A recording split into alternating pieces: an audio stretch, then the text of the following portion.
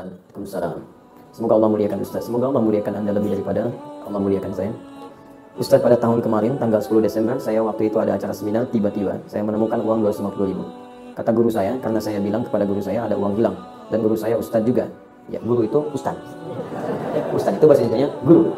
Guru itu bahasa Arabnya Ustaz. Ya. Dan guru saya Ustaz juga. Ya. Dia mengatakan, udah uang itu jadi milik kamu. Ah, ini dia. Karena saya tidak tahu ilmunya, saya pakailah uang itu. Nah, ya.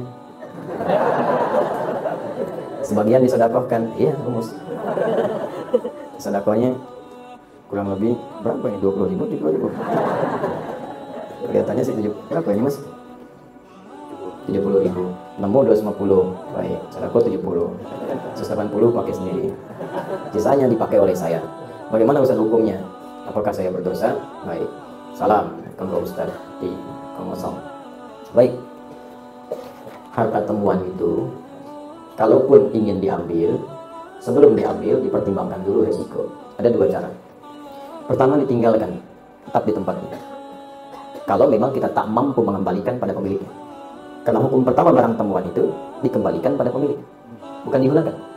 Apapun itu, nemu tas, nemu dompet, ya, nemu uang, dan sejenisnya sekiranya berharga. Kalau kotoran nggak usah, ya kan? Yang sekiranya berharga. Kecilibun mau sesuatu itu biarin aja dulu ya. Nah, ini yang kiranya berharga. Kalau Anda sudah dapatkan itu, yang Anda temukan, maka hukum pertama, jika punya kemampuan dan Anda ingin mengambilnya, maka kewajiban langsung melekat kepada Anda untuk mengembalikan pada pemiliknya. Kalau tak punya kemampuan, ada dua pilihan. Imam meninggalkan itu supaya resiko beban tidak berpindah kepada Anda. Atau yang kedua, Anda infokan pada orang lain yang mungkin lebih tahu dan lebih mampu untuk mengembalikan itu. Biasanya di sini ada pihak berwajib. Ya, sini ada saudara kita, misalnya Pak Eli, ada yang lain. Kembalikan lewat orang atau yang punya kemampuan, punya instrumen untuk melacak itu. Pak, saya menemukan uang ini, Pak. Saya tidak tahu pemiliknya siapa. Tapi yang kita rujuk itu punya kemampuan untuk melacak, ditemukan di mana, bisa melihat sidik jari, macam-macam dan sebagainya. Yang kira-kira bisa dikembalikan dengan nilai berharga, ya. Baik. Tapi kalau Anda merasa di situ punya kemampuan atau ingin beramal soleh sekaligus mencari pemiliknya untuk dikembalikan, maka pertama niatkan untuk beribadah kepada Allah. Itu dulu. Anda lihat kaidah ini penting. Nanti begitu Anda niatkan karena Allah, maka Allah akan melembutkan. Orang yang memiliki barang itu boleh jadi ada manfaat yang Anda dapatkan dari situ. Nanti saya berikan kisah lain terkait ini. Nah, apa yang terjadi kemudian? Maka berusaha kembalikan dulu. Cari jalan. Iman dan mencari. Nggak ada nih kemudian pemiliknya. Nggak ada alamat, nggak ada macam-macam. Cari dulu. Cari wasilah. Tanyakan ini, tanyakan itu. Ya, dan seterusnya. Sampai kalau kemudian pada masa tertentu tidak juga ada kunjung kabar. Anda tunggu sebulan nggak ada kabar. 2 bulan nggak ada kabar. 3 tahun nggak ada kabar. Tidak sama sekali muncul pada saat itu. Maka walaupun status barang itu kemudian dinyatakan tidak ada pemilik, yang berhak diambil oleh Anda bukan seluruhnya. 2/3 Anda sedekahkan, 1/3 Anda ambil. Jangan diambil semua. Ya, berikan kepada yang lain dulu. Hak yang lain berikan, Anda ambil sebagiannya. Jelas di sini? Baik. Tapi yang saya katakan sekali lagi, lebih baik kalau tak mampu, Anda serahkan kepada yang punya kemampuan untuk merujuk. Tapi kalau Anda kira-kira punya rasa kayaknya si fulan nih, Anda ambil dan niatkan kepada Allah. Di situ nanti ada hal yang sangat indah. Pernah terjadi kejadian, seorang pejabat di Indonesia umrah, membawa uang cukup banyak, 3 miliar di kantongnya. Ya, pakai dolar dia bawa itu. Ini kisahnya tercerita langsung ke saya.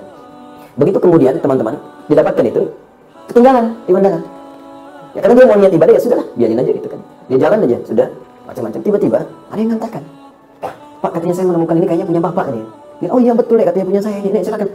Dan begitu dia buka utuh semua, nggak ada ambil dan apa. Tiba-tiba diambil 20.000 dolar, langsung diberikan. Pak, bawa aja ini, silakan. Silakan katanya. Jangan Pak, saya karena bukan, memang Anda kerjakan karena Allah. Nah, ini bagian terima saya. Bersyukur saya kepada Allah, terima kasih kepada Anda. Dia ambil 20.000 dolar, yang diberikan kepada dia. 20.000 dolar, 260 juta, langsung ambil, berikan. Banyak kejadian begitu.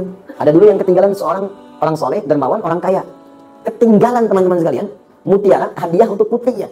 Ya, jadi putrinya memasuki usia-usia yang cukup baik, usia sudah layak menikah, ketinggalan kemudian di sebuah musola, toilet masjid. Jadi dia masuk toilet, tempat ada yang mengatakan tempat wudhu, ini kisah nyata. Jadi begitu dia berwudhu selesai, dia lupa ngambil itu.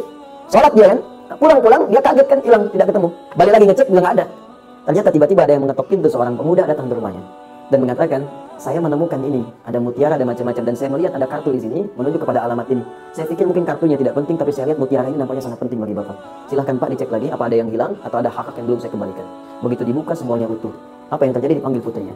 Ketika dipanggil putrinya, dia katakan, nah, Bapak ingin memberikan hadiah ini, tapi tertinggal tadi di musola, tiba-tiba datang seorang pemuda mengembalikan ini. Pemuda ini, boleh jadi bukan mutiara yang penting, tapi pemuda ini yang dikirimkan oleh Allah menjadi bagian hadiah untukku.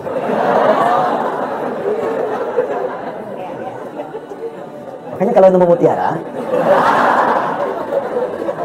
jangan dijual ke pasar bawah. Cari pemiliknya dulu, cari pemiliknya. Ya, dia siapa tahu dia masih punya cucu, masih SD. Memang untuk dia, mungkin jodohnya anak antum di kemudian hari. Bangun jadi kekerabatan, jadi teman kan, mungkin pemilik perusahaan, mungkin macam-macam. Jadi bagian yang mungkin Allah datangkan rezeki di situ. Jelas ya? Terus kasus yang tadi bagaimana Ustaz? Ngambil 70.000. Ya. Maaf, Anda berikan 70.000. Kebanyakan Anda ngambilnya. Ya, 250.000. 50.000 bagi 3 berapa? Ayo cepat. Cepat Joni. Hah? Berapa? 80 sekian, 82, ya kan? Nah, maka sudah Anda kembalikan aja dulu, tambahkan yang tadi, ya, keluarkan. Berarti kan dengan ambil 100, ya, 250.000 kurangi 70, 80, ya kan? Nah, maka 100.000-nya keluarkanlah, ya, dikeluarkan kemana Ustaz? Sedekahkan kepada yang memerlukan, ya, berikan, dan semoga Allah ridha dengan apa yang telah Anda kerjakan, insyaallah.